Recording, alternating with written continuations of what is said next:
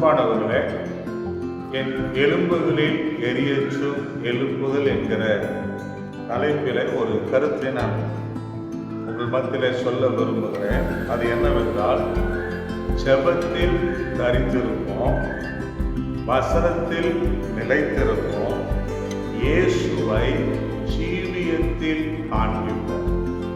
அன்பானவர்களே, எங்க பார்த்தாலும் ஜெப கூட்டங்களுக்கு தமிழ்நாட்டிலே பஞ்சம் இல்லை. வாங்க ஜெபிக்கலாம் என்று சொல்லி நிறைய ஜெபம்லாம் நடக்குது. சரிங்களா? ஜெபத்தில் அறிந்திருக்கும். இரண்டாவதாக, ஜெபம் பண்ணதுனால எல்லாம் அப்படி நினைச்சிடக்கூடாது. சரிங்களா? வசனத்தை, பைபிள் வசனத்துல என்ன பண்ணணும்? சத்தியத்துல நீங்களும் நானும் நிலைச்சிருக்க வேண்டும். ரொம்ப முக்கியமானதுங்க. சரிங்களா? வசனத்துல நிலைத்திருந்தால்தான் நம்ம வாழ்க்கையில் கனிகளை பெற்றுக்கொள்ள முடியும். அடுத்த கட்டத்தை நோக்கி பயணம் செய்யறது வசனங்கள்ல நிலைத்திருக்கிறோம். சரி, இது ரெண்டு மட்டும் இருந்தா போதுமா?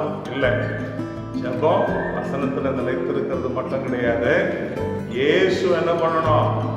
நம்ம வாழ்க்கையில நம்ம மூலமா மற்றவர் அறிந்து கொள்ள வேண்டும்.